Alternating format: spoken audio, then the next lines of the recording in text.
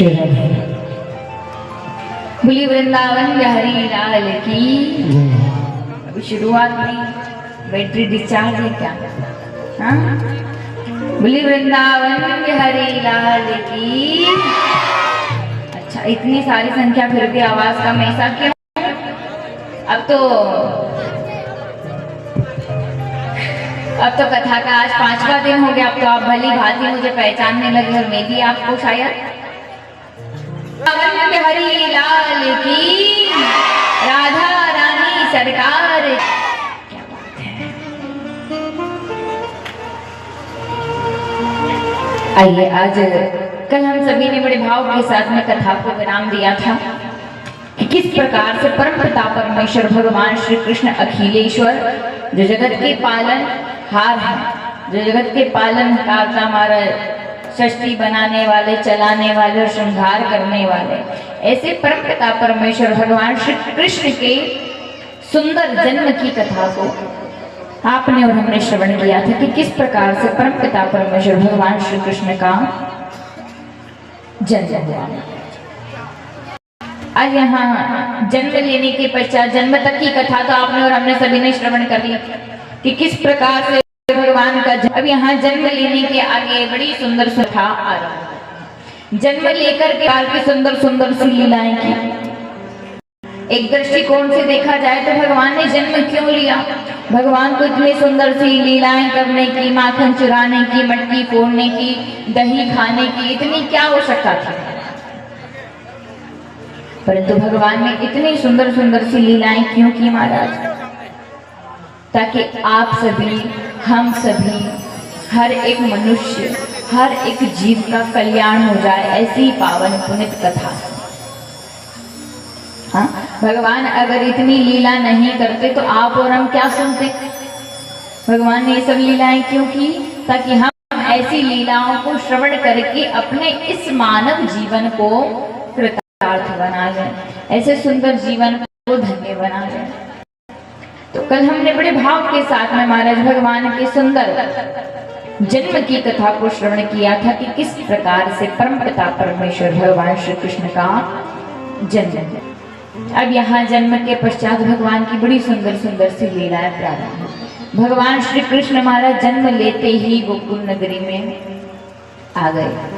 नंद बाबा यशोदा मैया को क्या लग रहा है कि हमारे घर की आयु में कृष्ण कन्हैया गया, क्योंकि यशोदा मैया का भगवान को पाने के लिए बड़ी तपस्या रही, बड़ा त्याग रहा करके यशोदा के घर भगवान श्री कृष्ण आए हैं।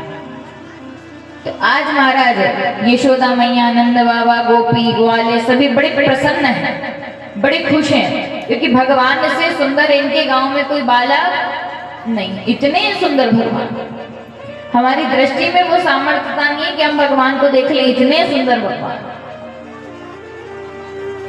बड़े सुंदर महाराज। धीरे धीरे धीरे करके समय अनुकूल हुआ महाराज।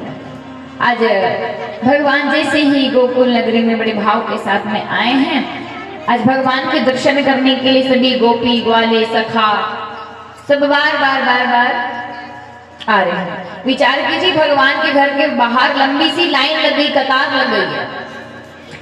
सभी लोग भगवान को देखने के लिए, भगवान के दर्शन करने के लिए बार बार बार बार आ रहे हैं। तो आज क्या हुआ महाराज? यशोदा मैया आज भगवान को कक्ष में लेटा करके, कमरे में लेटा करके सुला करके चली गई, क्योंकि इतने सारे मेहमान आ रहे हैं, सबको देखना होता है। हाँ, हम भी व्यस्त होते हैं, हमारे घर में कोई छोटा सा आयोजन होता है। आज यशोदा मैया भी बड़ी व्यस्त हो गई। कैसे व्यस्त हो गई? क्योंकि आज कृष्ण के दर्शन करने के लिए अनेक जगह से अनेक लोग आ रहे हैं। धीरे धीरे धीरे धीरे करके समय अनुकूल हुआ। तो महाराज जैसे ही इधर मथुरा नगरी में सबको पता चला कि कंस का काल श्री कृष्ण ने तो जन्म ले लिया, वो जन्म लेकर के यहाँ से गोकुल नगरी की ओर चला।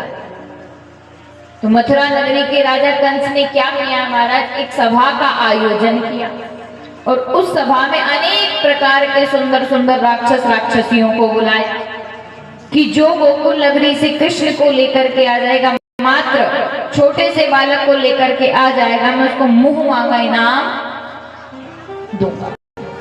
कि बस जो उस बालक को लेकर के आ जाएगा, मैं उसको मुंह मांगा इनाम प्रदान करूंगा। सभा में बैठे अनेक राक्षस राक्षसियों ने हाथ उठाया। सबसे पहले हाथ उठाया पूतना ने। किसने उठाया? पूतना ने। पूतना कहने लगे, अरे प्रभु, उतने छोटे से बालक को लाना कोई बड़ी बात नहीं है। अभी तुरंत सुंदर सा वेश बना करके जाऊंगी और सुंदर वेश बना करके तुरंत लेकर के मैं उसको आ जाऊंगी। आज महाराज यहाँ पर बड़ा सुंदर सा वेश बनाया है पूतना ने। कैसा? मानो कोई अप्सरा से कम नहीं लग रही, इतनी सुंदर लग रही है महाराज, इतनी प्रिय। धीरे धीरे धीरे करके समय अनुकूल हुआ। आज पूतना बड़ा सुंदर सा वेश बना करके गोकुल नगरी की ओर भगवान को लेने के लिए निकल पड़ी। बाहर भगने के लिए अनेक सखा गोपी ग्वाले अनेक लोग खड़े हुए भगवान के दर्शन करने के लिए। यशोदा मैया भी बड़ी व्यस्त। अब इतने सब लोग दर्शन करने जा रहे हैं, तो यशोदा मैया किसी एक को तो नहीं रोक सकती है।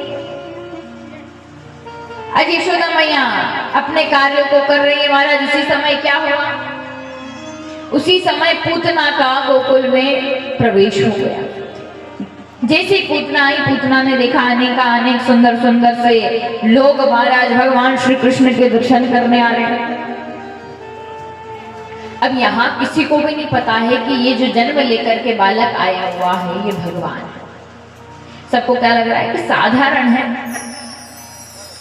कोई बड़ा विशेष बात नहीं। सबको क्या लग रहा है कि बालक है।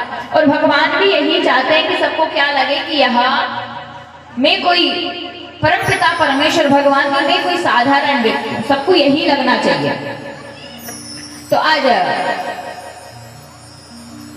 सुंदर सा वेश बना करके पूतना महाराज जिस कक्ष में भगवान सो रहे थे उसी कक्ष में जाकर पहुंच जाती है। उसी कक्ष में जब पूतना पहुंच जाती है महाराज, धीरे धीरे धीरे करके समय अनुकूल हुआ। बड़ा सुंदर वेश बनाकर जिस कक्ष में भगवान आराम कर रहे हैं पूतना पहुंची महाराज। धीरे धीरे समय अनुकूल हुआ। पूतना को देख करके कक्ष में लेटे भगवान श्री कृष्ण ने अपने नेत्रों को बंद कर दिया। भगवान ने अपनी आंखों को बंद कर लिया। यहाँ अनेक महाराज संतों का मत है, क्या भगवान पूतना से डर गए? परम पिता परमेश्वर क्या पूतना से डर गए? क्या राक्षसी से डर गए? एक जगह मत आता है शायद भगवान पूतना को देखना नहीं चाहते थे। एक जगह मत आता है अगर पूतना से भगवान के नेत्र मिल जाते तो वहीं कल्याण हो जाता। आज महाराज यहाँ बड़े भाव के साथ में बता रहे हैं कि जैसे पूतना सुंदर वेश बना करके जब कक्ष में प्रवेश हुई, भगवान ने अपने नेत्रों को बंद कर लिया। पूतना ने भगवान श्री कृष्ण को सुंदर से बालक को अपनी गोद में लेकर के महाराज बड़े भाव के साथ में गोद में ले लिया है महाराज। और क्या कर रही है? दूध पिलाने लगती, दुग्ध पान कराने लगती। और भाव से भगवान श्री कृष्ण भी यहाँ पूतना की गोद में लेट करके आराम से दूध पी रहे हैं। धीरे धीरे धीरे धीरे समय अनुकूल हुआ महाराज। आज भगवान पूतना के दुग्ध का पान करते करते करते पूतना के प्राणों को पीने लगते। धीरे धीरे समय अनुकूल हुआ। जब पूतना के प्राणों को पीने लगते महाराज, अंदर ही अंदर पूतना को आभास होने लगता, कष्ट होने लगा, तकलीफ होने लगी महाराज। धीरे धीरे धीरे समय अनुकूल हुआ।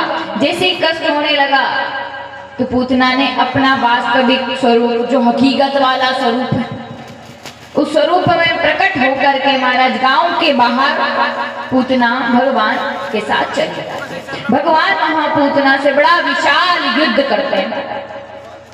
और इतना युद्ध करते हैं, युद्ध करते करते करते